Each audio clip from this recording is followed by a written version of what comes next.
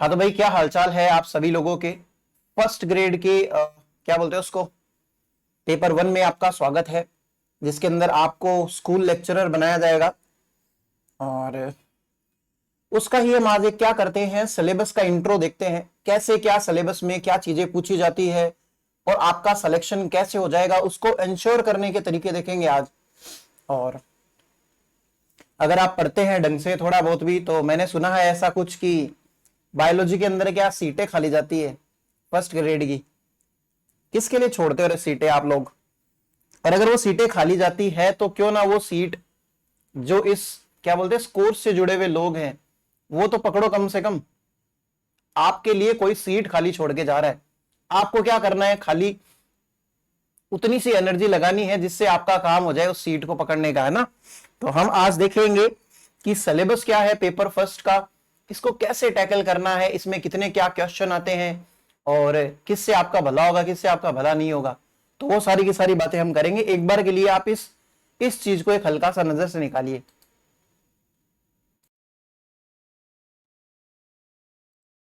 मैं मानता हूं कि आपने ढंग से देख लिया होगा। बात करेंगे पेपर वन की, है ना। पेपर टू हमें नहीं आता, हमें सिर्फ और सिर्फ पेपर वन की बात करनी है। इसमें यह क्या कहना चाह रहा है, for the competitive examination for the post of school lecturer. मैं इसको हिंदी में भी एक्सप्लेन कर दूंगा, इंग्लिश में भी एक्सप्लेन कर दूंगा, तो आपको डरने की जरूरत नहीं है।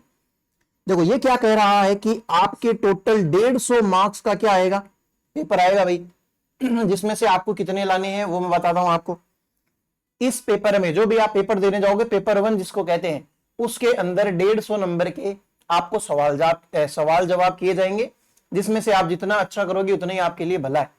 और मिनिमम आपको कितना परसेंट चाहिए भाई पास होने के लिए? 40%। इसके अंदर आपको 41% लेके आने हैं। अगर आप इतना नहीं लेके आ पाते हैं तो आप भले ही पेपर टू के अंदर कुछ भी करिए, उसका कोई फर्क नहीं पड़ता है, ठीक है। तो आपको 150 में से कितने नंबर लेके आने हैं, गणित बिठा के देखेंगे थोड़ी बहुत। चलिए देखते हैं मेरे गणित के स्किल्स कैसे हैं। 2 0 काट दूं और 15 चौके कितना होता है? 60। यानी कि 150 में से आपको 60 नंबर लेके आने मिनिमम, ताकि आप क्या हो, इस रेस के अंदर बने रहो कि आपको सीट मिलेगी कि नहीं मिलेगी। इतना सा आपको अपने लिए करना पड़ेगा भाई। पेपर का टाइम ड्यूरेशन कितना बता रहा है? 1.5 घंटे मिलेंगे आपको भाई। 1.5 घंटे का मतलब कितना होता है? 90 मिनट। लेकिन उस 1.5 घंटे के अलावा आपको वो जो एक्स्ट्रा गोले भरने के 10 मिनट मिलते हैं वो एक्स्ट्रा भाई, है ना। वो भी हम डिस्कस करेंगे, कैसे क्या आपको ओएमआर शीट जो है भरते रहने चाहिए और कैसे अपना टाइम बचाना चाहिए, वो सारी की सारी बातें करी जाएगी। अगर आप यहाँ पे जुड़े हैं तो आपका डेफिनेटली पूरा ध्यान रखा जाएगा। बस आपको इतना सा करना है कि आपको ईमानदारी से जैसे जैसे पढ़ाया जाए, जितना पढ़ाया जाए, एक तो वो पढ़ना है, टाइम टू टाइम उसको रिवाइज करना है, और जो जो आपको कहा जाए एकदम बच्चे की तरह, एकदम सुए की तरह, जो तोता होता है ना, उसको जैसे जैसे सिखाया जाए वो वैसे वैसे ही करता है। आपको बस वैसे वैसे करना है, आपका काम हो जाएगा। आपको क्या बनना है? स्कूल लेक्चरर बनना है और आपका काम हो जाए, बस इतनी सी काम करनी। इसके अंदर थर्ड पॉइंट पढ़िए एक बार मेरे कहने से।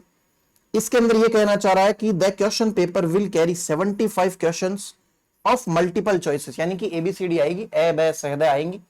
75 क्वेश्चन है और 150 मार्क्स का, यानी कि एक क्वेश्चन का नंबर कितना है? 2 नंबर। ये 2 नंबर को अगर मैं आपको कहूं कि आप एक एग्जाम देने बैठे हो, उसके अंदर 75 क्वेश्चन आएंगे, उसमें से अगर आप एक क्वेश्चन सही करते हो तो आपको 2,000 रुपए मिलते हैं। समझ में आई बात आपको? अब मैं जैसे ही आपको 2,000 रुपए कहा तो आपके कितना ऐसे हो गया कि यार 2,000 रुपए कितनी बड़ी चीज है, अगर मैं सही कर दूंगा तो मेरे को 2,000 रुपए मिलेंगे। फिर आपका दिमाग इतना ज्यादा एक्टिव रहेगा कि अब तो मैं इस क्वेश्चन को बहुत बेहतरीन तरीके से सोल्व करूं। तो मान के चलना वो जो 2,000 रुपए हैं वो एक प्रकार से आपकी लाइफ डिसाइडिंग है यहां पे इस पेपर में, कि आप एक एक क्वेश्चन सही करोगे। वो 2-2 हजार नहीं, मेरे अकॉर्डिंग तो 2-2 लाख से भी ज्यादा महंगा है। तो अब सोचिए, अगर मैं आपको वही बात कहूं, एक क्वेश्चन सही किया तो 2 लाख रुपए दूंगा, 2 नहीं 20 लाख। आपकी जीवन भर की जो भी कमाई होगी वो उसका एक एक क्वेश्चन डिसाइड करेगा। तो अब आपको समझ में आ रहा है कि एक एक क्वेश्चन की कीमत क्या है। कई लोग ऐसे हल्के में लेते हैं कि हिंदी नहीं पढ़ के जाएंगे, इंग्लिश नहीं पढ़ के जाएंगे, मैथ थोड़ी होती है हमसे, मैथ से तो हमें डर लगता है। देखो मैंने भी तो किया ना, कैसे जुगाड़ बिठा के 150 में 40 गुना करके ऐसे वैसे भाग लगाया। कर लो यार, एक दो क्वेश्चन सही करोगे तो 20 लाख रुपए मिलते हैं आपको। अब वही 20 लाख रुपए अगर आपको इंसान आपसे पैसों की भाषा समझता है। मार्क्स वार्क्स वो हटाओ सारे के सारे साइड में। तो 150 नंबर का सारा मटेरियल है। 75 आपको क्वेश्चन पूछे जाएंगे। अच्छा, ऐसा कुछ कहना चाह रहा है क्या? अच्छा, एक चीज और कह दी इसने कि भाई नेगेटिव मार्किंग होगी। जो भी आप प्रश्न करके आओगे, अगर आप गलत करके आते हो तो नेगेटिव मार्किंग होगी। कैसी होगी वो भी देख लेते हैं। For every wrong answer 1/3 mark will be taken out, यानी कि आप जितना भी गलत करते हो, एक गलत कर दिया तो आपसे 1/3 काट लिया जाएगा। 1/3 क्या होता है? अगेन मेरे को तो गणित नहीं आती भाई। मानते हैं कि एक क्वेश्चन का उत्तर सही करने पे आपको 2 नंबर मिलते थे, लेकिन आपने ये गलत गोला भर के आए हो, तो आपके 1/3 मार्क्स काट लिए जाएंगे, यानी कि अराउंड 0.66। ऐसे से अगर मैं कहूं, अगर आप मान के चलिए 10 क्वेश्चन गलत करके आते हो तो आपको 6.6 नंबर कट जाते हैं, जो आप करके आएंगे सही उसमें से। ठीक है, ये चीज आपको समझ में आई?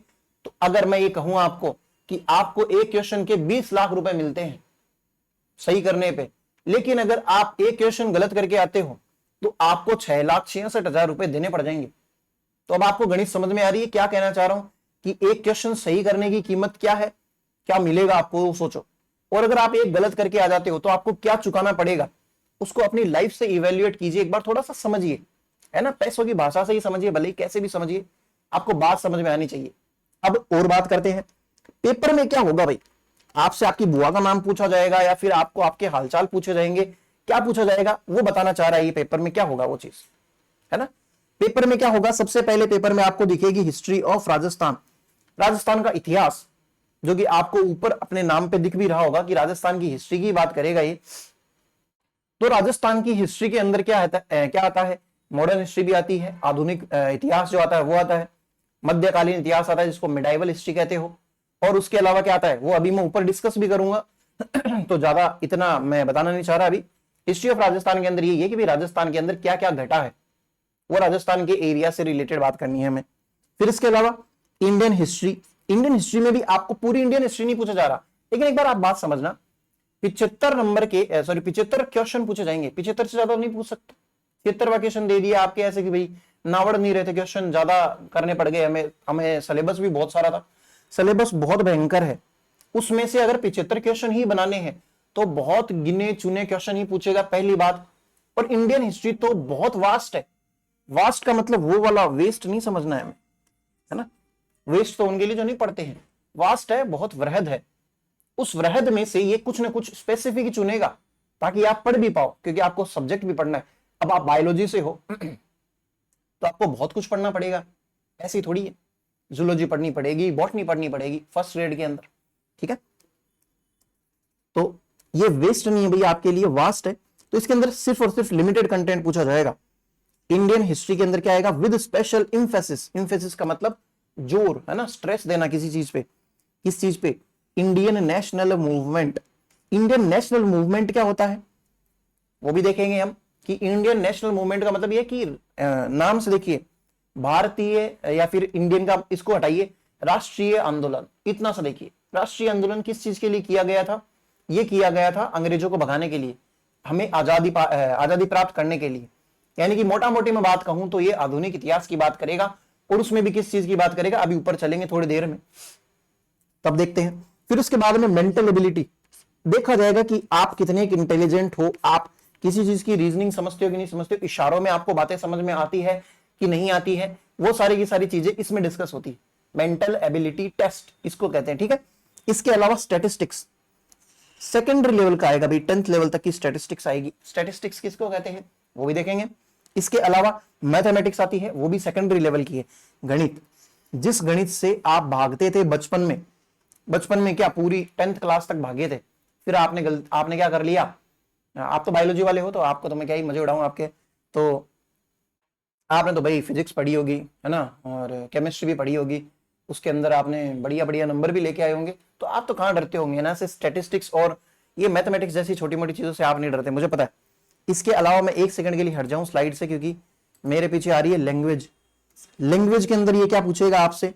लैंग्वेज एबिलिटी टेस्ट, हिंदी और इंग्लिश आपको कैसी आती है ना, हिंदी और अंग्रेजी भाषा के अंदर आप कैसे हो। हिंदी मीडियम वालों के लिए अक्सर अंग्रेजी इतनी बड़ी महाभारत होती है, उनको लगता है कि भाई अंग्रेजी सिखाओ, इससे अच्छा तो ना हम क्या बोलते हैं उसको, कोई ऐसे सुपर पावर जनरेट कर ले हमारे अंदर, वो इजी है। भगवान की प्राप्ति कर ले, वो इजी। इंग्लिश मीडियम वालों को लगता है हिंदी क्या चीज है, ये संधि क्या है भाई साहब, ये उपसर्ग क्या है, ये तो हमें बावड़ा कर देगी। ऐसा कुछ नहीं है, ये सिर्फ और सिर्फ भाषाएं हैं और इनमें भी खेल छुपा हुआ है। आप जब देखेंगे ना कि कैसे, है ना, राम प्लस आयन को जोड़ते हैं तो रामायण बन जाता है। राम भगवान आए थे, सिंपल सा इसके पीछे का लॉजिक था, तो उस चीज को बोल दिया रामायण, है ना। कैसे अगर किसी शब्द में, राम शब्द में अगर र है तो आयन का न जो है वो अणय हो जाता है, रामायण हो जाता है। राम प्लस आयन जो होता है उसका रामायण हो जाता है। कैसे ये सारे के सारे ना इंटरेस्टिंग इंटरेस्टिंग लॉजिक्स होते हैं। एक सेकंड रुकना। अगर हम उस बात को पकड़ लेंगे ना तो हमारे लिए वो चीज फिर हार्ड नहीं रह जाती। टेंस में भी ऐसा ही होता है, ग्रामर वगैरह जो होती है, अक्सर बच्चा इन चीजों से भागता है, जबकि ये भी एक भाषा ही तो है। अंग्रेज जो मतलब इंग्लैंड के अंदर जो पैदा होने वाले हैं, अमेरिका के अंदर जो पैदा होने वाले हैं, जो बच्चे हैं 3-3, 4-4 साल के, वो तोतले भले ही बोलते होंगे लेकिन वो सीखते हैं, समझते हैं कि कैसे मेरे माता पिता मुझे बुला रहे हैं, क्या बोल रहे हैं, वो आपस में क्या बात कर रहे हैं, कौन सी चीज को बोलते टाइम पे बोतल बोला है और उस चीज को पकड़ा है तो वो समझ जाता है कि ये बोतल है। किस चीज को बोलते हुए उस टाइम पे उन्होंने फोन बोला है तो उसको, फोन को पकड़ते हैं, है ना। अलग अलग चीज, जैसे आप भी सीखे होंगे। आप अगर राजस्थान से है तो आपने मारवाड़ी सीखी होगी, शेखावाटी से, मतलब जो भी है, ढूंढाड़ी, जो भी आपकी वागड़ी भाषा जो भी है, वो आपने कैसे सीख ली। आपको कोई पट्टी क्या बोलते हैं उसको, पट्टी बड़ता लेके या कॉपी पेन लेके तो किसी ने सिखाई नहीं होगी। तो भाषा ही तो है, इससे इतना डरते क्यों? डरना नहीं है बिल्कुल भी। सारी की सारी चीजें जो इंसान ने बनाई हुई है, अगर आप मानसिक रूप से नॉर्मल हैं, मेंटली वो क्या बोलते हैं स्पेशली एबल्ड नहीं है, तो आप सारी चीजों को बहुत बेहतरीन तरीके से समझ सकते हैं। हमें जरूरत है तो सिर्फ समझने की। फिर एक चीज आती है करंट अफेयर्स। करंट का मतलब क्या होता है? वर्तमान, है ना। अफेयर्स से रिलेटेड क्या मतलब कहना चाह रहा है कि क्या क्या चीजें घट रही है, न्यूज रिलेटेड, है ना। कौन सी चीजें, किस नेशन ने किस नेशन से कैसा, वो भी हम देखेंगे। अभी थोड़ा सा ऊपर चलते हैं। करंट अफेयर से मेरा मोटा मोटा मतलब यही है कि वर्तमान की जो भी न्यूज है, जो आपकी पढ़ाई के लिए कैसे काम में आ सकती है, वैसी चीजें नहीं पूछेगा कि डाले के अंदर, है ना, किसी ने मर्सिडीज घुसा दी, किसी ने बलेनो घुसा दी, या फिर है ना कोई अपनी सास को लेके फरार हो गया, है ना, शादी के अंदर आया था दूल्हा और अपनी सास को लेके फरार हो गया। ऐसी चीजें नहीं पूछेंगे भाई आपसे। और वो क्या पूछेंगे वो भी हम देख लेंगे। इसके अलावा जनरल साइंस आती है। जनरल साइंस के अंदर सब कुछ आता है भाई। जनरल साइंस के अंदर बायोलॉजी भी आती है, केमिस्ट्री भी आती है, हम ऊपर देखेंगे अभी। केमिस्ट्री भी आती है, फिजिक्स भी आती है, जो भी जनरली साइंस के अंदर सामान्य विज्ञान जिसको कहते हैं, वो सारी चीजें आती है। इंडियन पॉलिटी, इसका भी थोड़ा सा पार्ट टच किया गया है। जियोग्राफी ऑफ राजस्थान को भी कुछ 50% के आसपास लिया गया है। ठीक है, ऐसी सी बातें अभी हम कर लेते हैं, 1 मिनट रुकना। इसके अलावा एजुकेशनल मैनेजमेंट, आप पढ़ाई मतलब बनोगे क्या? आप टीचर ही तो बनोगे। टीचर बन के आपको एजुकेशनल मैनेजमेंट तो आता है क्या? बच्चों के साथ में कैसे डील करना है ना। और मतलब आप पढ़ाई के अंदर कैसे हल्के में लेते हो पढ़ाई को, कि बच्चों के स्ट्रेस ना हो, बच्चों को समझाने में आपकी कैसी वो है, वो आपकी एक तरीके से क्वेश्चन आंसरिंग के माध्यम से वो समझेगा कि भाई ऐसी सिचुएशन देगा कि ना, मान लेते किसी बच्चे ने शरारत कर दी तो आप क्या करोगे? पीट दोगे, है ना, या फिर उसके घर वालों को बुला लोगे, माफ कर दोगे, है ना, या फिर उसके एग्जाम के अंदर मार्क्स काट लोगे। अब इनमें से ना दोनों तीनों चीजें सही हो सकती है, सिचुएशन पे बेस डिपेंड करती है क्वेश्चन में क्या पूछा गया है। मान लेते हैं किसी बच्चे ने क्लास के अंदर खंजर से किसी को मारने की ट्राई करी, हथियार लेके आ गया, तो उस टाइम पे भी उसके ऊपर ऐसे नहीं कह सकते कि भाई उसको ना माफ कर देंगे, वो डिपेंड करेगा सिचुएशन पे। वो सारी की सारी बात करेंगे, अभी रुकना। इसके अलावा एजुकेशनल सिनेरियो क्या है राजस्थान के अंदर, पढ़ाई के अंदर क्या है, क्या हमारी शनिवार को बैग ले जाने के लिए वो क्या बोलते हैं उसको, सरकार ने कोई रियायत दी है नहीं दी है, संडे की छुट्टी होती है नहीं होती है, स्कूल के अंदर कितने पीरियड्स लगते हैं, कैसे क्या एजुकेशनल सिस्टम है, नेशनल एजुकेशन पॉलिसी क्या है, वो सारी की सारी बातें राजस्थान के ऊपर कैसे लागू होती है, वो सारी की सारी चीजें हम किस में पढ़ते हैं? इस वाली लाइन के अंदर पढ़ते हैं। इसके अलावा एक चीज और है, मैं एक बार और हटता हूं। फिर देखिए एक एक्ट है जो इंपॉर्टेंट होता है एजुकेशन के लिए, इसका नाम देखिए, right of children to free and compulsory education. यानी कि फ्री एजुकेशन देनी पड़ेगी और कंपल्सरी देनी पड़ेगी, मना नहीं कर सकते। ये वही बात है कि हम जबरदस्ती करेंगे आपके साथ में, कंपल्सरी है भाई। किस चीज के लिए जबरदस्ती कर रही है सरकार? फ्री एजुकेशन के लिए। एजुकेशन भी पैसे वाली नहीं, फ्री एजुकेशन। हम ही हैं जो अपने बच्चों को क्या बोलते हैं उसको भाई, जिनके थोड़े से मतलब बैकग्राउंड अच्छा नहीं रहता है पढ़ाई वढ़ाई में, है ना, शिक्षित नहीं होते हैं, वो लोग अक्सर क्या समझते हैं, बच्चे को पढ़ाना थोड़ी जरूरी होता है, बच्चे तो क्या बोलते हैं जितना जल्दी समझदार होए घर संभाल ले, बस पैसे वैसे कमा के लिए, यही होता है बस जीवन यापन। तो उन लोगों के लिए सरकार ने क्या किया गया, right of children for free and compulsory education जैसा कोई एक एक्ट लाया गया, 2009 के अंदर लाया गया। इसके ऊपर डेफिनेटली हर बार एक क्वेश्चन आता है, एक या दो, हम देखेंगे कौन से का। अच्छा चलो एक बात डिस्कस कर लेते हैं। इतनी बातें जब आपको समझ में आई है मोटा मोटी, तो अब मैं यहां से स्टार्ट करूं कि पेपर में क्या क्या आएगा। एक बार के लिए थोड़ा सा मिटा दूं क्या रहने देते, नहीं मिटाते हैं, हट जा भाई। पेपर के अंदर क्या आएगा, हिस्ट्री ऑफ राजस्थान। देखिए 5 पॉइंट के अंदर पूरा का पूरा सिलेबस है पेपर 1 का। उसके अंदर में भी सबसे इंपॉर्टेंट कौन सा है, करंट अफेयर को अलग से लिखा है, यानी कि कुछ तो बात होगी इसके अंदर खास, इसके कितने क्वेश्चन आएंगे वो देखेंगे। इसके अलावा general science, Indian polity, geography of Rajasthan को एक साथ क्यों लिखा है, कहीं ना कहीं इनका वेटेज इतना ही होगा, जैसा वेटेज है वैसी हम बातें करेंगे।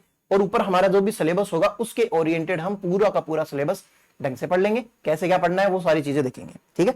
अब एक बार के लिए ऊपर चलते हैं पूरा सिलेबस डिस्कस करने के लिए, ब्रीफ में डिस्कशन लेंगे।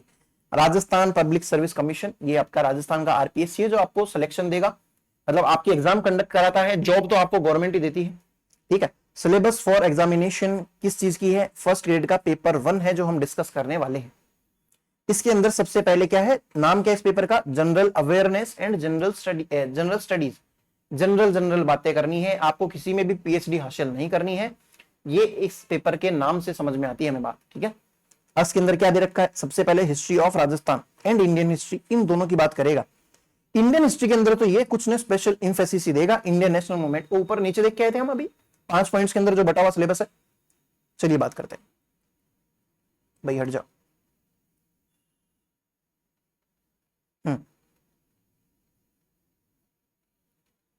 देखिए इंडियन हिस्ट्री की बात कर रहा है, डेवलपमेंट ऑफ लिटरेचर, ये लिटरेचर का डेवलपमेंट कैसा हुआ। लिटरेचर किसको कहते हैं, साहित्य, साहित्य के अंदर भाषा वगैरह ये सारी चीजें आती है, तो उसका डेवलपमेंट कैसा हुआ है। इसके अंदर हम इसके अलावा क्या देखेंगे, आर्ट देखेंगे, आर्किटेक्चर देखेंगे, गुप्ता और मुगल पीरियड। हमें अगले ने खुद ने मेंशन कर दिया गुप्ता पीरियड के बारे में देखना है और मुगल पीरियड के बारे में देखना है। इसके अलावा कोई भी लोधी वंश है या फलाना ढिकना, किसी के भी टाइम की आर्ट एंड आर्किटेक्चर नहीं देखनी। आर्किटेक्चर किसको कहते हैं, भवन निर्माण हो गया है ना, कैसा उस टाइम पे वो इंफ्रास्ट्रक्चर था, उन सब के बारे में बातें करनी है हमें थोड़ी थोड़ी। और गुप्ता पीरियड का क्या है, जो भी आर्ट एंड कल्चर है, मतलब सॉरी जो भी आर्ट है उस टाइम की, वो सारी की सारी हमें देखनी है ना। डेवलपमेंट ऑफ लिटरेचर कैसे हुआ, साहित्य का जन्म विकास कैसे हुआ, वो सारी की सारी बात करेंगे। प्राचीन साहित्य हो गया, मध्यकालीन साहित्य हो गया और मॉडर्न साहित्य हो गया, इन सब की चीजें की बातें करेंगे। जितना सिलेबस में दिया है उतनी की उतनी बातें करेंगे, क्योंकि 75 क्वेश्चन में अगर आप एग्जामिनर हो और इतना बड़ा सिलेबस जो हमने अभी डिस्कस किया 5 पॉइंट्स में, उसके 75 क्वेश्चन बनाने हो, कैसे बनाओगे। बहुत बड़ा सिलेबस है ये वैसे तो, लेकिन फिर भी करना है भाई। फ्रीडम स्ट्रगल ऑफ 1857 यानी कि 1857 की क्रांति क्या है भाई, डिटेल में डिस्कस करेंगे तब, लेकिन एक छोटा सा आइडिया दे दूं, ये एक राजस्थान या इंडिया का पहला ऐसा क्रांति थी या फिर स्ट्रगल थी। हमने क्या किया था इसके अंदर, हमने कोशिश करी थी अंग्रेजों से जो परेशान हम हो चुके थे, उन सब के दौरान हमने क्या किया कि अब अंग्रेजों को नहीं सहन कर सकते, इनके खिलाफ क्रांति कर दो, इनको भगाओ, यहां से युद्ध करके भगाओ, कैसे भी करके भगाओ। तो वो 1857 के अंदर स्टार्ट हुआ था, मंगल पांडे द्वारा किया गया था। वो सारी की सारी बातें हम जब पढ़ेंगे तब देखेंगे। उसके द्वारा हमने क्या इनिशिएटिव लिया कि, और बहुत सारे इसके अंदर चेंजेस है, इसीलिए हम पढ़ रहे हैं। देखिए इतिहास का सबसे बड़ी खास बात क्या होती है, कोई भी ऐसा पॉइंट डिस्कस नहीं करते इतिहास में जिससे भविष्य के लिए कुछ भी, जैसे मान लीजिए आज मैं ऐसे बोलूं कि मैंने खाना 2 बजे खा लिया यार, उससे क्या हो गया, मेरा फ्यूचर बदल गया है क्या, नहीं। प्रेजेंट के अंदर मान लेते हैं कि आज मेरी कोई एग्जाम थी, मैं एग्जाम देने नहीं गया, मेरी तैयारी बहुत शानदार थी, लेकिन उससे क्या हुआ, अगर एग्जाम देने जाता तो मैं पास हो जाता, लेकिन मैं नहीं देने गया, इस वजह से क्या हो गया, मेरा भविष्य बदल गया। इतिहास हम वो ही पढ़ते हैं जिसकी वजह से कुछ न कुछ प्रेजेंट के अंदर इंपैक्ट आया हुआ है, समझ रहे हैं ना बात को। आज की तारीख में हम पुरानी बातें वो पढ़ेंगे जो घटने की वजह से आज में चेंज आया है। अगर हम 1857 के अंदर क्रांति नहीं करते तो अंग्रेजों की स्थिति और होती, क्या पता वो और राज करते, क्या पता हम कभी इनके चंगुल से कभी आजाद ही ना हो पाते, है ना। तो उसने बदला ना, काफी सारी चीजें बदली, वो सारी की सारी चीजें हम अभी जब हिस्ट्री स्टार्ट करेंगे उसमें मैं आपको समझाऊंगा इतिहास किसे कहते हैं, ठीक है। इसके अलावा क्या है, प्रोमिनेंट लीडर, ये इंडिया की बात कर रहा है ना, इसके अंदर प्रोमिनेंट लीडर्स की बात करेगा। नेशनल मूवमेंट के अंदर राष्ट्रीय आंदोलन हुए भाई, उसके बाद में अलग अलग असहयोग आंदोलन, अंग्रेजों का साथ नहीं देंगे, अंग्रेजों भारत छोड़ो, ऐसी ऐसी चीजें है ना, अंग्रेजों को भारत से निकालना है, वो सारे के सारे आंदोलन, उनके अंदर किन किन का क्या रोल है ना। सबसे पहले सावरकर हो गए, इनको आप जानते हैं, बंकिम चंद्र पटेल हो गए, या फिर लाल बाल पाल कौन है, ये तीन लोग कौन है, लाल बहादुर शास्त्री वगैरह ना, बाल गंगाधर तिलक, ये सब की बातें करेंगे, है ना। इसके अलावा चंद्रशेखर आजाद कौन है, भगत सिंह कौन है, सुखदेव कौन थे, रास बिहारी बोस कौन है, सुभाष चंद्र बोस कौन है, सोशल एंड अच्छा चलिए ठीक है, यहां तक देखते हैं एक बार के लिए। इन्होंने, ये सारे के सारे वो लोग हैं, वो एक प्रकार के नेता हैं भाई, नेता या फिर मैं कहूं अभिनेता कह सकते हैं, हीरो कह सकते हैं हमारे किस चीज में, राष्ट्रीय आंदोलनों के अंदर। 1857 की क्रांति में इनके कोई रोल नहीं थे भाई, भगत सिंह ये सब सारे के सारे, ये आगे के मतलब, ये 1857 की क्रांति जब हुई उसके बाद में के ये जो नेशनल मूवमेंट्स हैं, मैं आपको पूरा डिटेल में समझाऊंगा, इतना मजा आएगा ना आपको पढ़ के, देखते हैं चलो। उसके अलावा जितने भी ये हीरो हैं उन सब की बातें करेंगे कि भाई भगत सिंह का क्या रोल रहा था राष्ट्रीय आंदोलनों के अंदर, वो एग्जाम के अंदर क्यों पूछा जाता है, कैसे पूछा जाता है, वो सारी की सारी बातें। या फिर बंकिम चंद्र पटेल हो गए, लाल बाल पाल कौन है, इन सब की बातें हो गई। इसके अलावा सोशल एंड रिलीजियस रेनेसांस, यानी कि एक प्रकार से क्या बोलते हैं उसको, एनलाइटनमेंट समझ लीजिए, प्रबोधन समझ लीजिए। रेनेसांस का मतलब यही होता है बेसिकली कि भाई कैसे सामाजिक और रिलीजियस यानी कि धार्मिक, सामाजिक और धार्मिक सुधार हुए, वो सारी की सारी बातें हम किसकी रेफरेंस में करेंगे, राजा राम मोहन राय के रेफरेंस। इसके अलावा दयानंद सरस्वती और विवेकानंद, इन तीन के बारे में पढ़ेंगे हम कि इन्होंने कैसे सामाजिक सुधार किए। जैसे कि सामाजिक सुधार किसको कहेंगे, जैसे मान लेते हैं आज की तारीख में भी मान लेते हैं एक बार के लिए बाल विवाह होते हैं, क्या बाल विवाह होने चाहिए क्या? 4 साल का लड़का जो चल भी नहीं पाता है, उसके पापा उसको गोदी में लेके रखते हैं, और दूसरी साइड में जो बेटी होती है वो 2-2.5 साल की होती है, उसको उसके पापा गोदी में लेके रखते हैं। क्या मैं ये कह सकता हूं कि पापा ने शादी कर ली? क्या बुराई है कहने में? वो भी तो दोनों एक साथ में फेरे ले रहे हैं ना, उनके साथ में, उनको होश नहीं है क्या करना है। या फिर चलिए तो एकदम बच्चे ही हैं, 10-10 साल के बच्चों की शादी करवा देते हैं, जिनको पता नहीं है कि जीवन के अंदर क्या क्या होते हैं, जीवन क्या होता है, कमाना धमाना, सारी की सारी चीजें उनको नहीं पता है। ऐसी चीज होनी चाहिए या नहीं होनी चाहिए, उसके दुष्परिणाम कैसे हैं, है ना। कोई जो युवती है जिसकी शादी मान लेते हैं 11-12 साल की उम्र में हो गई है और उसके बच्चा हो जाता है, क्या वो बच्चे को संभाल पाएगी? या वो खुद बच्चा है, वो तो जिद करने लग जाएगी। एक ऐसा इंसिडेंस है, मेरे एक दोस्त है, उनकी मम्मी की शादी मतलब काफी पुरानी बात है, 14 साल की उम्र में हो गई थी और उनकी लड़की हो गई थी, मतलब जो मेरे दोस्त है वो लड़की है।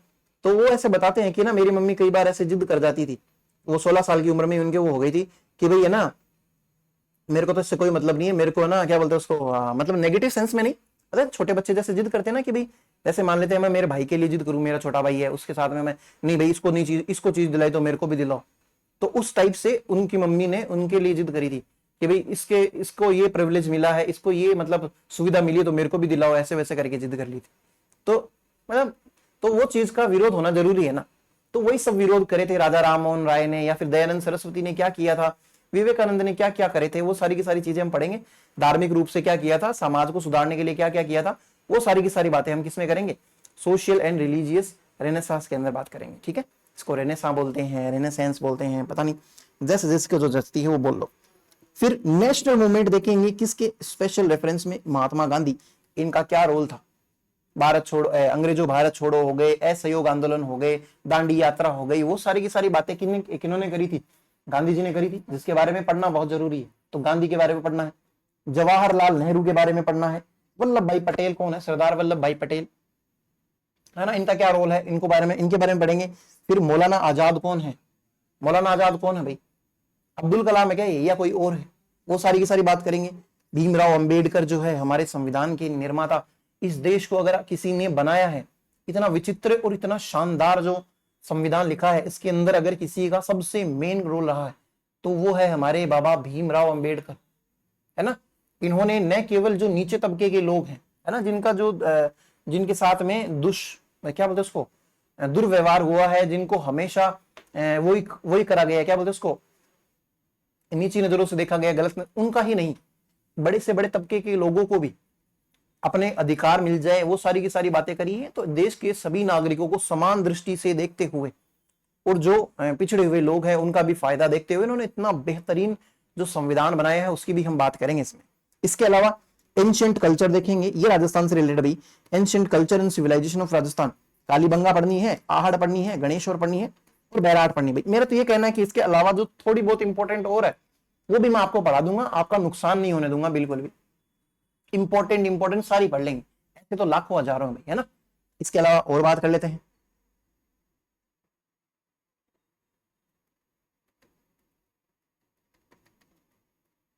History of Rajasthan from 18 to मतलब 8th टू 18th सेंचुरी। इसके अंदर क्या आता है भाई, ये हमारे जितने भी पुराने राजा महाराजा जो रहे हैं ना, डायनेस्टीज, एक प्रकार से राजवंश की ये बात कर रहा है। क्या क्या है भाई, गुर्जर प्रतिहार हो गए, चौहान ऑफ अजमेर हो गए, रिलेशंस विद दिल्ली सल्तनत, यानी कि दिल्ली सल्तनत के साथ में कैसे कैसे रिलेशंस रहे हैं, वो सारी की सारी बातें करेंगे। मेवाड़ का तो एकदम से अपोजिट वो रिलेशन रहा है, बिल्कुल भी दोस्ती नहीं थी इनकी। किस किस के रेफरेंस में पढ़ेंगे, रणथंबोर, जालोर, राजस्थान के और मुगल्स के अंदर किस किस के कैसे कैसे रिलेशन रहे हैं। राणा सांगा ने, बोलते हैं जैसे खानवा का युद्ध वगैरह लड़ा था ना, महाराणा प्रताप ने भी हल्दी घाटी के युद्ध लड़े थे। मान सिंह ऑफ आमेर जो है वो तो अकबर के साथ में था भाई, अकबर के साथ में उसकी अच्छी बनती थी। चंद्रसेन कौन है, इनके बारे में पढ़ना है। राय सिंह ऑफ बीकानेर कौन है, राज सिंह ऑफ मेवाड़। यानी कि बेसिकली समझाना चाह रहा है, देखो सिलेबस बहुत बड़ा है वैसे राजस्थान हिस्ट्री का, लेकिन अगले ने क्या किया, 75 क्वेश्चंस के अंदर कुछ कुछ इंपॉर्टेंट जो हिस्टोरिकल इवेंट्स हैं उनके सारे के सारे नाम लिखे हैं इसने। महाराणा प्रताप इंपॉर्टेंट है, चंद्रसेन को महाराणा प्रताप का अग्रसर वो क्या बोलते हैं उसको, अग्रगामी कहते हैं। वो सारी की सारी चीजें इंपॉर्टेंट वाले जितने भी लोग हैं उनके बारे में हमें पढ़ना है। इसके अलावा history of freedom struggle of Rajasthan, यानी कि जो 1857 की क्रांति थी अंग्रेजों को छुड़ाने के लिए, वो राजस्थान के अंदर कैसी हुई, वो सारी की सारी बातें करेंगे। और हमारा जो राजस्थान हिस्ट्री का पहला टॉपिक रहेगा वो इसी से स्टार्ट करेंगे, ठीक है। पॉलिटिकल अवेकनिंग कैसे आई, लोगों को कैसे पता चला कि भी राजा की जरूरत नहीं है, हम भी मतलब रूल कर सकते हैं, हमारे राज्य को, हमारे देश को, हमारे एरिया को हम बेहतरीन तरीके से चला सकते हैं। प्रजामंडल आंदोलन हुए थे उसके लिए, पीजेंट मूवमेंट्स, ट्राइबल मूवमेंट्स यानी कि किसान आंदोलन, जनजातीय आंदोलन, वो सारे के सारे क्या है, क्या इनकी इंपॉर्टेंस है, वो सारी की सारी चीजें हम किसमें डिस्कस करेंगे, इसके अंदर डिस्कस करेंगे। एक बार के लिए जल्दी जल्दी सिलेबस निकाल देते हैं भाई। फिर उसके अलावा इंटीग्रेशन ऑफ राजस्थान, राजस्थान का एकीकरण, आज का वर्तमान राजस्थान जो आया है वो कैसे आया है, कैसा था कैसे नहीं, वो सारी की सारी बातें इसमें करेंगे। सोसाइटी एंड रिलीजन, रिलीजन कैसा रहा है, लोक देवता हमारे, लोक देवियां, संत संप्रदाय, यानी कि एक प्रकार से कल्चर की बात कर रहा है ना। आर्किटेक्चर, मंदिर कैसे हैं, फोर्ट्स कैसे हैं, पैलेसेस यानी कि महल वगैरह, पेंटिंग्स, स्कूल पेंटिंग्स है ना, जिसको बोलते हैं चित्रकला, वो कैसी है ना, वेरियस स्कूल्स, मेले त्योहार, सारी की सारी चीजें। और इसके अलावा क्या क्या है, कस्टम्स हो गए आपके, है ना, कैसे आप रिचुअल्स है ना, आपके रीति रिवाज कैसे हैं, कैसा पहनावा है, ऑर्नामेंट्स कैसे हैं, मतलब क्या बोलते हैं उसको, क्या बोलते हैं उसको, गहने वगैरह ना, फोक म्यूजिक्स, डांस वगैरह। एक तरीके से मैं कहूं तो ये लिटरेचर ही है, छोटे से पार्ट में समावेशित किया गया है भाई। कितने क्या क्वेश्चन आते हैं वो सारी की सारी बात हम बाद में करेंगे इनकी। चलिए एक बार के लिए हम स्टार्ट करेंगे राजस्थान हिस्ट्री।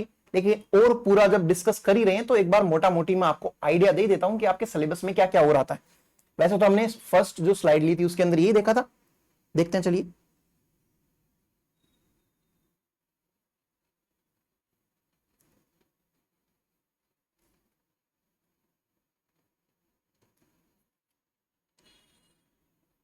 मेंटल एबिलिटी के अंदर एनालॉजी पूछेगा आपसे, सीरीज वगैरह के ना, 1 2 3। इसके बाद में क्या आता है, कोडिंग डिकोडिंग पूछेगा, ऐसे लिख देगा जैसे आकाश को अगर मैं लिखूं ZYAXY ऐसे करके लिखूं तो फलाने को क्या लिखते हैं, है ना, ऐसी चीजें हो गया। ब्लड रिलेशन पूछेगा आपसे कि ना फलाने की मम्मी का दोस्त का भाई का बहन की वो उसकी क्या लगती है, ऐसे करके, है ना। लॉजिकल वेन डायग्राम पूछेगा, जैसे आपको ये डायग्राम दे दिया, इसके अंदर ये शेर लिख दिया, ये कुत्ते लिख दिए, ऐसी सारी की सारी चीजें आपसे पूछेगा। अल्फाबेटिकल टेस्ट पूछेगा, है ना, कि ABCD के अंदर 17वें से पहले 3 पहले वाला कौन सा लेटर आएगा, वो सारी की सारी चीजें हो गई। नंबर, रैंकिंग, टाइम वगैरह कि ना, एक लाइन के अंदर कतार के अंदर आप खड़े हो, कतार में आकाश से 3 लाइन पहले मनोज खड़ा है, उससे 7 लाइन मतलब 7 नंबर पहले कौन, राकेश खड़ा है, तो बताइए आकाश और राकेश के बीच में कितने बच्चे हैं। ऐसे ऐसे क्वेश्चन पूछ लेगा आपसे। या फिर मैथमेटिकल ऑपरेशंस पूछ लेगा, है ना, कि भाई, है ना, 2 का क्यूब इतना है, 3 का क्यूब इतना, वो सारी की सारी चीजें आती है इसके अंदर। अर्थमेटिकल रीजनिंग हो गई, डाटा इंटरप्रिटेशंस हो गए, है ना कैसे, और इसके अलावा डाटा सफिशिएंसी देख लेके आपसे क्वेश्चन पूछेगा कि एक टेबल के अंदर टेबल दे देगा भाई आपसे, और उसके अंदर पूछेगा कि भाई इसके अंदर कौन सा नंबर आना चाहिए, वो सारी की सारी चीजें हो गई। या क्यूब्स या फिर डाइस हो गए कि एक जो डाइस है मतलब पासा है, उसके एक फलक पे एक लिख रखा है तो उसके अपोजिट वाले फलक पे क्या लिख रखा है, ऐसी ऐसी चीजें हो गई है ना। या फिर आपको पूछ लेगा कि एक क्यूब से, बड़े क्यूब से बना के 16 क्यूब बना दिए, तो उसका वो पूछ लेगा कि कितने फेस हैं जो बाहर की तरफ है, वातावरण के टच में आ रहे हैं, ऐसे ऐसे क्वेश्चंस। या फिर स्टेटिस्टिक्स के अंदर देखिए, collection of data, presentation of data, graphical representation of data, measures of central tendency, means, median, mode, ये सारी की सारी काफी इंटरेस्टिंग चीजें होती हैं। माध्य, माध्यक, बहुलक, जैसे मान लेते हैं, मैं एक छोटा सा आइडिया दे दूं, 1 2 2 4 5 5 5 6 6 6 6 चलता जाए 6 6 6, तो आपसे पूछेगा कि ना इनका मीन क्या है, यानी कि आपको सारों को जोड़ना है और टोटल से डिवाइड कर देना है। माध्य क्या है, सबसे ज्यादा जो है वो कौन सा आ रहा है, बहुलक, माध्य, माध्यिका, ये सब सारी क्या है, वो सारी की सारी चीजें इसमें पूछी जाती है। डेटा प्रेजेंटेशन क्या होता है, यानी कि मान लीजिए मैं आपसे कहूं कि आपको मैंने जनगणना के लिए भेजा है, आपसे मैंने कहा है कि जनगणना में एक काम करके आना, 5 साल तक के बच्चों को आपको काउंट करके आना है, 1 2 3 4 5 ऐसे ग्रुप बना के लाने। तो आप क्या करके लाए कि आप मेरे को बोले कि सर 1 साल के बच्चे थे उस गांव के अंदर 15, मैंने कहा ठीक है भाई लिख के ला। दूसरे के अंदर आपने कहा कि उस दूसरे गांव के अंदर नहीं सॉरी उस गांव के अंदर 2 साल के बच्चे जो है वो 7 हैं, 3 साल के बच्चे एक भी नहीं है उसके अंदर, 4 साल के बच्चे कितने हैं तो 5 है। आपने ऐसे करके सारे के सारे लेके आए, फिर मैंने आपको कहा कि एक एवरेज बताया, जितने भी ये बच्चे हैं 5 साल तक के, अगर मैं इनकी एवरेज एज निकालू तो आप वो जो मेरे को निकाल के देते हो वो मीन हो गया। अलग अलग चीजें हैं, वो सारी की सारी किसके अंदर पड़ी जाती है, स्टैटिस्टिक्स के अंदर, है ना। और इसके अलावा क्या है, डेटा बनाने की, भाई आपको बोल दिया गया कि ऐसे ना एक टोकरी के अंदर अलग अलग फल है, या फिर एक ट्रक के अंदर बहुत सारे फल हैं, कुछ केले हैं, कुछ पपीता है, कुछ अलग अलग है, उनको आपको छांटना है, कौन से ऐसे फल हैं जो जिनका वजन ये है, कौन से रसीले हैं, अलग अलग के अलग अलग क्वेश्चन वाइज पूछेगा, मैथ लगाएगा भाई इन सब में। तो वो सारी की सारी चीजें आती हैं स्टैटिस्टिक्स के अंदर। इसके अलावा इसके अंदर मैथमेटिकल क्या है,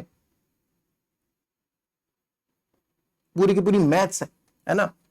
रेशियो पूछेंगे आपसे, है ना, नंबर पूछेंगे, इरेशनल नंबर्स पूछेंगे, है ना, भाज्य अभाज्य संख्या है, वो सारी की सारी चीजें, रियल नंबर कौन से हैं और डेसिमल एक्सपांशंस कितने हो सकते हैं, वो सारी की सारी चीजें हो गई। इसके अलावा laws of exponential exponent and real numbers, कौन से ना वास्तविक नंबर कौन से होते हैं, वो सारी की सारी बातें भाई। इसके अलावा भाज्य संख्या, अभाज्य संख्या, है ना, और ये तो वही वाली बात बार बार में लिख रहा है, कोई मतलब नहीं है इस चीज का। जीरोस टू है पॉलिनोमियल, पॉलिनोमियल का नाम क्या बोलते हैं उसको, पता है क्या आपको, एक सेकंड रुकना भाई। हाँ भाई, तो हम मैथ वाला सिलेबस डिस्कस कर रहे थे, है ना, इसके अंदर ये मैं क्या बोलते हैं उसको, भाज्य भाज्य संख्या हो गई, रेशियोज वगैरह, ये सारी की चीजें। इसके अलावा हम बात करते हैं पॉलिनोमियल्स की ना, ये क्या होते हैं, आपको ऐसे अजीबोगरीब इक्वेशन नहीं देखी, x square plus 2x plus 4 is equals to 0 और ऐसे करके इन सब के रिलेशंस पूछ लेंगे, या फिर दो इक्वेशन दे देंगे, x प्लस वाई बराबर 5 है और x क्या हो गया भाई इसके, x प्लस वाई बराबर 5 है, और एक इक्वेशन दे दी कि x माइनस वाई बराबर 7 है, तो x और y की वैल्यू बताओ। एक तरीके से मैं बस एक आइडिया दे रहा हूँ, खैर इसकी वैल्यू तो कम ही आएगी, इससे 3 ले लेते हैं एक बार के लिए। तो आपको निकालना कि भाई कौन सा तो 3 है कौन सा 2 है, ऐसी ऐसी चीजें आपसे पूछेगा, है ना। इसके अलावा मेंसुरेशन आ गया, सरफेस एरिया आपसे पूछेगा, क्षेत्रफल बताओ, क्यूब दे दिया या फिर कोई सिलेंडर दे दिया, उन सब के देखो यही सारे नाम है, क्यूबॉइड हो गए, घन घनाभ, है ना, और इसके अलावा सिलेंडर दे दिया और कोन दे दिया, स्फीयर दे दिया। क्यूबॉइड की क्या पूछेंगे, वॉल्यूम पूछेंगे, सिलेंडर की वॉल्यूम पूछेंगे, है ना, राइट सर्कुलर कोन की वैल्यू पूछेंगे, स्फीयर की वॉल्यूम पूछेंगे। इसके अलावा ये सारे के सारे सरफेस एरिया वगैरह, ये सारी की सारी मैथ है भाई, जिन जिन से आप भागे हो वो सारी की सारी आपके पास फिर से आ गई, लेकिन जनरल मैथ आएगी, आपको बहुत ज्यादा डरने की जरूरत नहीं है। देखते हैं इसके अलावा और क्या क्या है, हिंदी है, हिंदी के अंदर संधि, संधि किसको कहते हैं, किसी दो चीजों को जोड़ना उसको कहते हैं संधि। एक एग्जांपल लें, जैसे कि महा प्लस, मिटने वाला नहीं है क्या ये,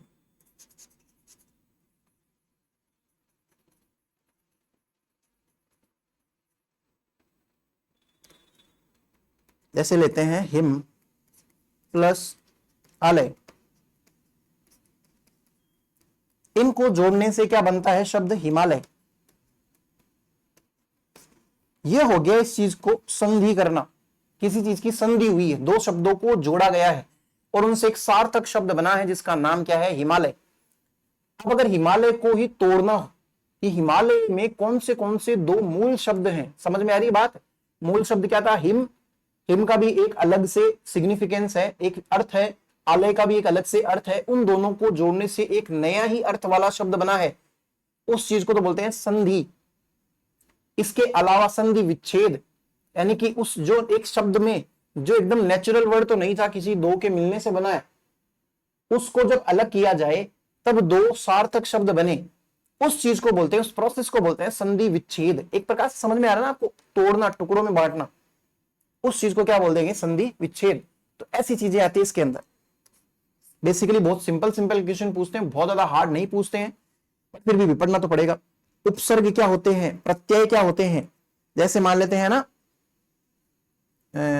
लायक हो गया, एक शब्द तो हो गया लायक, एक होता है नालायक, यानी कि ना इसमें सबसे पहले आ रहा है, लायक के पहले लग गया, तो एक प्रकार का क्या है, क्या हो गया, एक प्रकार का उपसर्ग हो गया। अब प्रत्यय क्या होता है, जैसे कि मैं बोलूं दुकान, लेकिन दुकान के अगर मैं पीछे लगा दूं दार, दुकानदार, है ना, ठेकेदार, ठेका जो होता है मेन शब्द है और उसके पीछे दार शब्द लग गया, वो क्या हो गया, एक प्रकार से प्रत्यय का काम करेगा। कोई पीछे आ गया तो प्रत्यय, वो एक तरीके से प्रीफिक्स एंड सफिक्स वाली बात है। इसके अलावा अनेकार्थ शब्द, एक शब्द के अनेक अनेक अर्थ निकले वैसे शब्द। विलोम शब्द क्या होते हैं, विलोम शब्द जैसे कि मैं बोलूं दिन, तो दिन का मैं क्या कर सकता हूं, रात। ऐसा शब्द जो उसका एंटी हो, अपोजिट हो, सिनोनिम्स एंड एंटोनिम्स जिसकी मैं बात कर रहा हूं। इसके अलावा समश्रुत भिन्न अर्थक शब्द, यानी कि सुनने में तो एक जैसे लगे लेकिन उनके अर्थ अलग अलग हो। ऐसे होते नहीं कि आपके सामने अजीब अजीब से शब्द होते हैं जिनके अर्थ अलग अलग निकलते हैं, है ना, तो वो शब्द हो गए। इसके अलावा शब्द शुद्धि हो गया कि कोई शब्द दे दिया आपको जिसका, जैसे मान लेते हैं मैं दे दूं आपको उज्जवल, अब ये सही शब्द है लेकिन अगर मान लो इसके सामने आपके सामने ये लिख रखा हो उज्जवल, हो गया ये पढ़ने में पता चल रहा है, उज्जवल एक अलग चीज है, उज्जवल। तो आपको पूछेगा कि कौन सा शब्द जो है वो सही है, इस हिसाब से वाक्य शुद्धि पूछेगा। जैसे मैं आपको मैं ये बोलूं कि भाई मेरे को भूख लग रही है, तो मैं ऐसे नॉर्मली बोलना चाहिए मुझे कि मुझे भूख लग रही है, ये एक ठीक शब्द है कह सकते हैं। लेकिन मैं कहूं कि मेरे को भूख लग रही है, इन जनरल हिंदी में ऐसा कुछ नहीं होता है, वो हम अपनी बोलीचाली में अलग अलग कर लेते हैं ना, तो वो सारी चीजें हैं, ये सारी चीजें पूछेगा। अंग्रेजी के पारिभाषिक तकनीकी शब्दों के समानार्थक हिंदी शब्द, केवल प्रशासनिक शब्द। एक सेकंड रुकना भाई,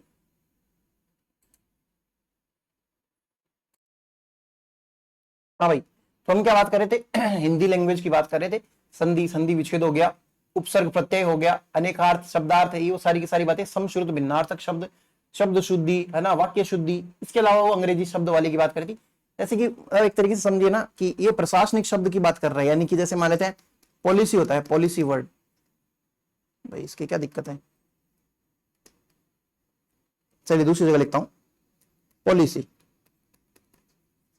ये अंग्रेजी का एक शब्द है भाई, इसका हिंदी में क्या अर्थ होता है, नीति।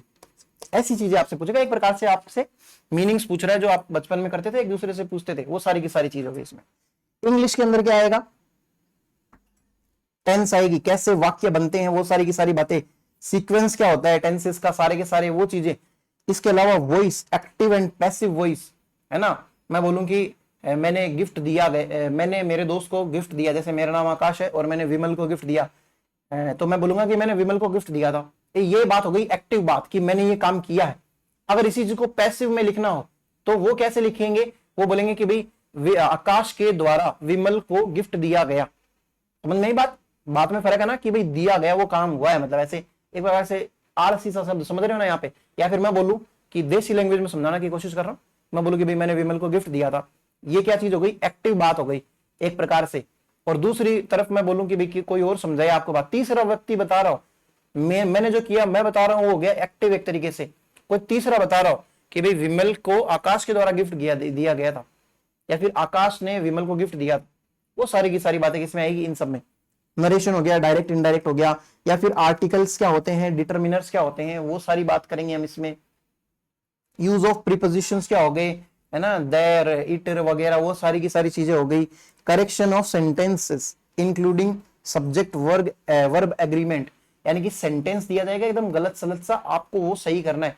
4 ऑप्शंस रहेंगे, वो उसके अनुसार आपको आंसर देना है, ठीक है। डिग्री ऑफ एडजेक्टिव्स, अलग अलग एडजेक्टिव्स, वैसे एडजेक्टिव बोलते हैं इसको अंग्रेजी, वैसे आपको पूरी नहीं झाड़नी है मुझे। कनेक्टिव्स क्या होते हैं वो सारी चीज देखेंगे। इसके अलावा हम क्या देखेंगे, glossary of official technical terms with their Hindi versions, वही वाली बात, अगेन ऑफिशियल टेक्निकल टर्म्स वगैरह देखेंगे इंग्लिश के रेफरेंस में।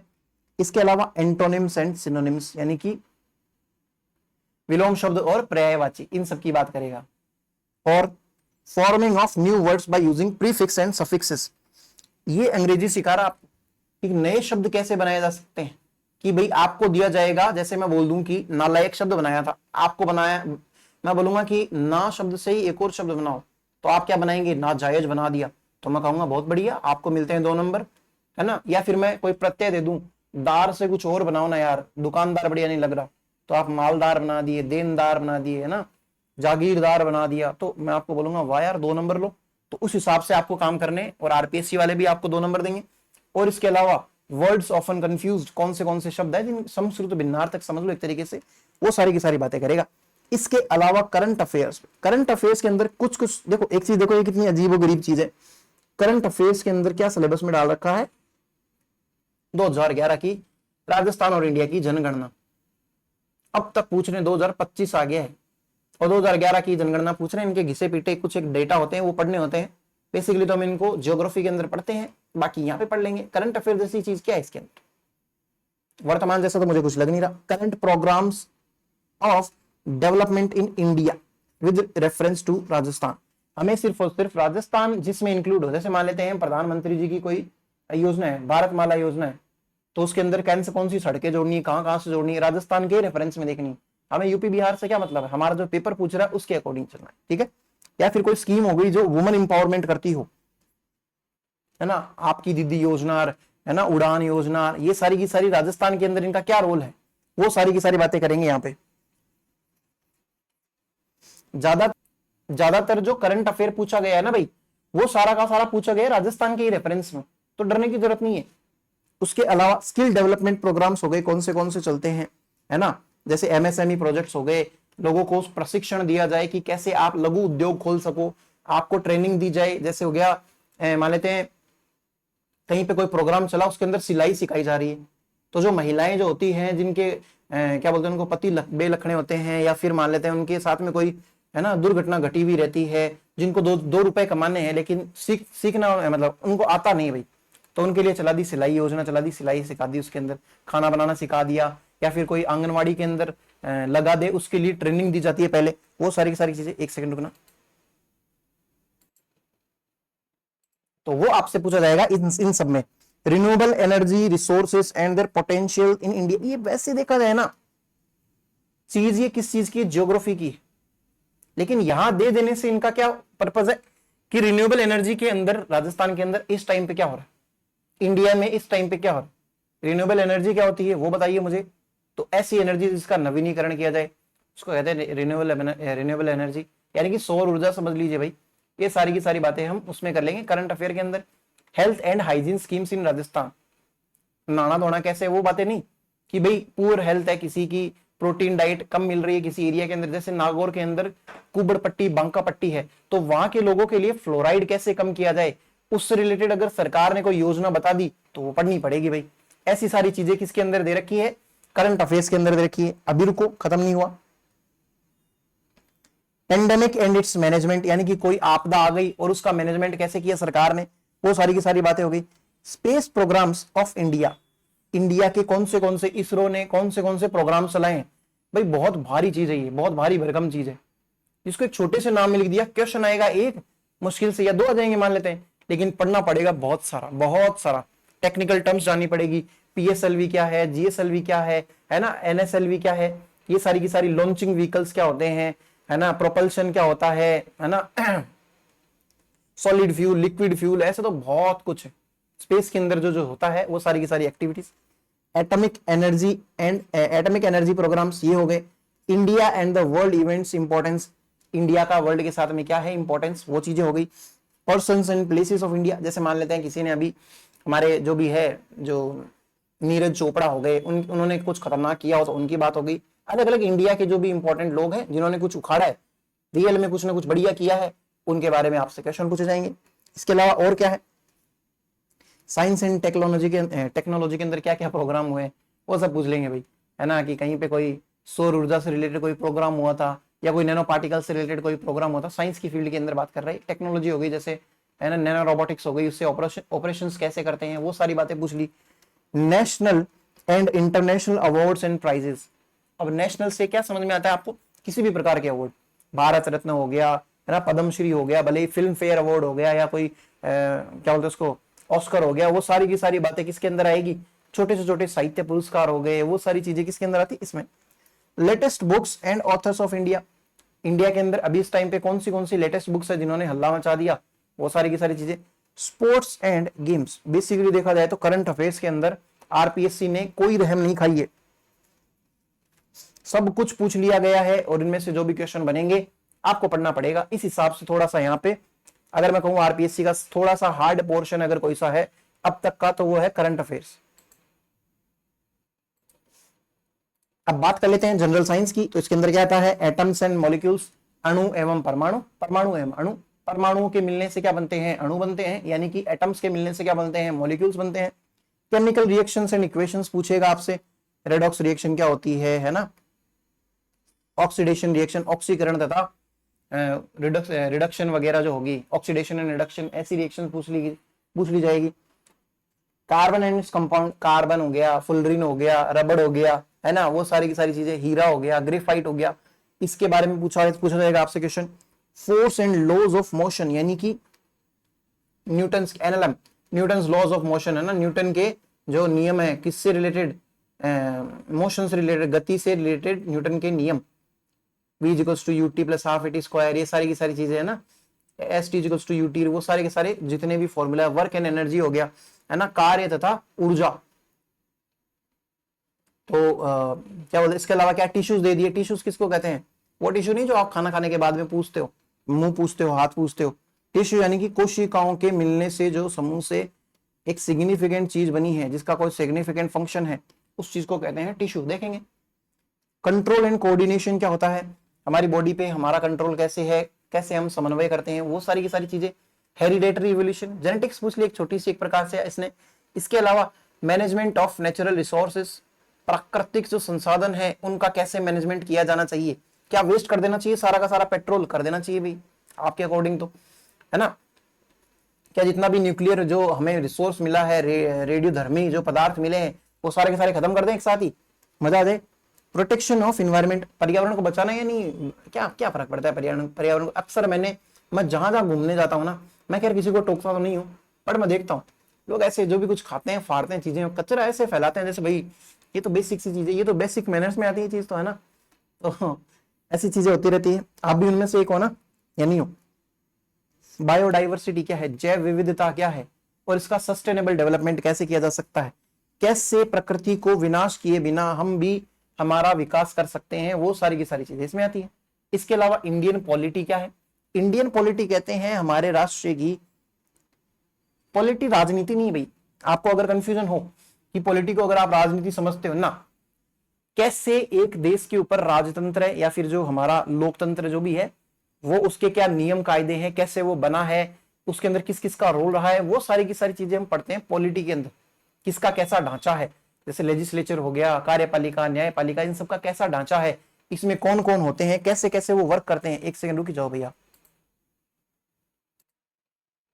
तो वो सारी की सारी भयानक बातें आपसे किसमें करी जाएगी, इंडियन पॉलिटी के अंदर। देखते हैं क्या क्या लिख रखा है, salient feature of the constitution of India, यानी कि हमारे इंडिया के संविधान के, भारत के संविधान के कौन से ऐसे फीचर्स हैं, उसके अंदर क्या है, प्रीएम्बल दे रखी है या फिर उसके अंदर कितने स्केड्यूल्स होते हैं, 12 स्केड्यूल्स होते हैं, इसका कैसा हुआ ना फीचर्स, कैसे कैसे वो किस प्रकार से वो ब्यूटीफुल है, कैसे वो यूनिक है, वो सारी की सारी चीजें इसमें आती है। इंडियन एग्जीक्यूटिव, कार्यपालिका, न्यायपालिका और ये व्यवस्थापिका, इनकी बातें करेगा। इसके अलावा organisation and theory practices, elections in India, ये सारी की सारी चीजें हो गई। प्रेसिडेंट के बारे में बातें पूछेगा आपसे, election and emergency power of president, president राष्ट्रपति नहीं है, वो सॉरी प्रधानमंत्री नहीं है, प्रधानमंत्री को क्या बोलते हैं, प्राइम मिनिस्टर। यहाँ पे पावर सीसी दे रखी है, प्रेसिडेंट की, तो वो पढ़ेंगे हम। कैबिनेट क्या होता है, प्राइम मिनिस्टर कौन है और उनकी पावर क्या क्या है, पार्लियामेंट क्या है, स्पीकर एंड हिज फंक्शंस देखते हैं। स्पीकर जो आपको ऐसे देखते हैं ना, पार्लियामेंट संसद का एक सत्र हो रहा होता है, उसके अंदर एक आदमी ऊपर बैठा हो रहा था माइक के ऊपर, उसको बोलते हैं स्पीकर। अलग अलग होते हैं, चेयरमैन वगैरह अलग चीज है ना, वाइस चेयरमैन अलग चीज है। और इसके अलावा स्पीकर, डिप्यूटी स्पीकर है ना, चेयरमैन, डिप्यूटी चेयरमैन, ये सारी की सारी चीजें देखते हैं। सुप्रीम कोर्ट वगैरह हो गया। सुप्रीम कोर्ट क्या होता है, हमारा उच्च न्यायालय, जिसके अंदर उसका ऑर्गेनाइजेशन देखा जाएगा कि उसके अंदर कितने जज बैठते हैं, कितने जज बैठते थे, पावर क्या क्या है भाई उनकी, है ना, क्या कर सकता है सुप्रीम कोर्ट में। इतनी हिम्मत है क्या कि वो आप अगर रोटी खा रहे तो छुड़वा दे, या फिर सुप्रीम कोर्ट में इतनी हिम्मत है क्या कि आप जिस घर में रह रहे हो उस घर को मतलब गैर कानूनी बता दे। जितनी भी सुप्रीम कोर्ट की पावर है वो सारी की सारी हम पढ़ेंगे, है ना। सुप्रीम कोर्ट की हमें सबसे ज्यादा सम्मान करना चाहिए, क्योंकि वो हमें न्याय दिलाता है भाई। तो अगर कोई न्याय दिला रहा होता है तो उस पर ट्रस्ट भी करना चाहिए और साथ साथ में सम्मान करना चाहिए उनका। Commissions and boards at national level, यानी कि कौन से बोर्ड्स हो गए भैया ना, इलेक्शन कमीशन हो गया, है ना, ह्यूमन राइट्स कमीशन हो गया, ये नेशनल लेवल पे पूछा जाएगा आपसे, ये राजस्थान लेवल पे नहीं पूछा जा रहा है आपसे। इसके अलावा ज्योग्राफी, लोकेशन कैसी कैसी है राजस्थान की, राजस्थान कहाँ कहाँ फैला हुआ है, एक्सटेंशन, राजस्थान की शेप कैसी है, साइज कितनी है राजस्थान की, फिजिकल फीचर कैसे हैं कि राजस्थान में रेगिस्तान कितना है, पठार कितने हैं, पहाड़ कितने हैं, नदियां कितनी हैं, झीलें, झरने, ये सारी की सारी बातें। ड्रेनेज क्या है, वही चीजें कि भाई नदियां किधर से कहां से गुजरती है। क्लाइमेट कैसा है, हमारी वायु कैसी है, शुष्क, अर्ध शुष्क, है ना, या फिर नम है, ह्यूमिड है, कैसी है। डेमोग्राफिक कैरेक्टरिस्टिक्स कैसे कैसे हैं, डेमोग्राफी मतलब एक तरीके से पॉपुलेशन सेंसस वगैरह, वो सारी की सारी चीजें इसमें आ जाएगी। शिक्षा वगैरह हो गई। एग्रीकल्चर, क्या क्या उगता है हमारे यहाँ पे, क्या हमारे पे यहाँ पे राजस्थान में सेब उगती है क्या। राजस्थान एक ऐसा यूनिक स्ट्रक्चर है जिसके बारे में हम देखेंगे कि इसमें क्या नहीं है। पहाड़ यहाँ पे है, नदियां यहाँ पे है, मैदान यहाँ पे, रेगिस्तान यहाँ पे, झीलें यहाँ पे, और क्या बोलते हैं उसको, बर्फ भी यहाँ पे देखने के लिए मिल जाती है। अलग अलग प्रकार की वेजिटेशन मिल जाती है, जो आप किक्कर वगैरह देखते हो यहाँ मिलते हैं, कहीं और नहीं मिलते। सफेदा मिल जाएंगे आपको यहाँ पे। तो इतना यूनिक है जियोग्राफी के हिसाब से तो राजस्थान। लाइफ स्टॉक क्या होता है भाई, पशुपालन वगैरह, वो सारी की सारी बातें। मिनरल रिसोर्सेस, कितना खनिज है, मैंगनीज है, लोहा है, और उसके अलावा जिप्सम है, सोना है, सारी की सारी बातें राजस्थान में क्या क्या है। एनर्जी रिसोर्सेस कितने हैं, टूरिज्म कैसा है, ट्रांसपोर्ट कैसा है, इंडस्ट्री एंड ट्रेड, मतलब कैसे कौन से वस्तु नहीं, वस्त्र उद्योग हो गए, सीमेंट उद्योग हो गए, है ना, इलेक्ट्रॉनिक्स के उद्योग हो गए, वो सारी की सारी बातें आती है इसके अंदर। अब आपको एक हल्का सा पता लग रहा है कि आपको पढ़ना क्या है, कि 75 नंबर का जो गेम है उसके अंदर पूछा क्या जाएगा, पता तो चलना चाहिए। वो पता ही नहीं रहेगा तो हम कैसे उसकी जड़ तक पहुंचेंगे और कैसे पढ़ पाएंगे, वो चीजें भाई। इसके अलावा एजुकेशनल मैनेजमेंट है, ये सारी की सारी चीजें। आप टीचर जब बनोगे तो आपको क्या करना चाहिए, वो सारी चीजें यहाँ पे लिख रखिए। एजुकेशनल मैनेजमेंट का कंसेप्ट क्या है, फंक्शंस एंड प्रिंसिपल्स क्या है, total quality management in education क्या है।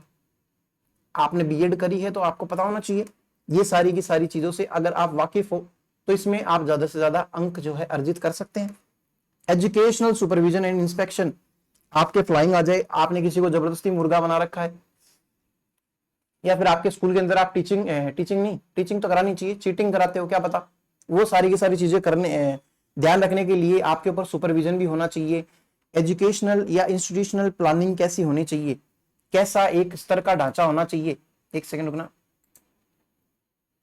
शिक्षा का ढांचा कैसा है, लीडरशिप स्टाइल्स कैसी है, आपका प्रिंसिपल अपने टीचर्स से बात करता है कि नहीं करता है, वो उनको कोई इज्जत देता है कि नहीं, आपकी इज्जत करेगा कि नहीं करेगा, कैसा कम्युनिकेशन होना चाहिए, रिस्पेक्टफुल, कैसा आपका एक बॉन्ड होना चाहिए, वो चीजें। इसके अलावा एजुकेशनल सिनारियो राजस्थान के अंदर क्या है भाई, एजुकेशनल, ये SCRT क्या है, BSCR क्या है, ये सारी की सारी चीजें क्या है, राजस्थान स्टेट ओपन स्कूल क्या है, Rajasthan state text book board क्या है, इन सब के बारे में। ये दीक्षा हो गई, राइज स्माइल हो गई, शिक्षा दर्शन हो गया, ये एक प्रकार से वैसे देखा जाए तो ना योजना के तहत बनाई गई चीजें हैं, इंटरेस्टिंग चीजें हैं।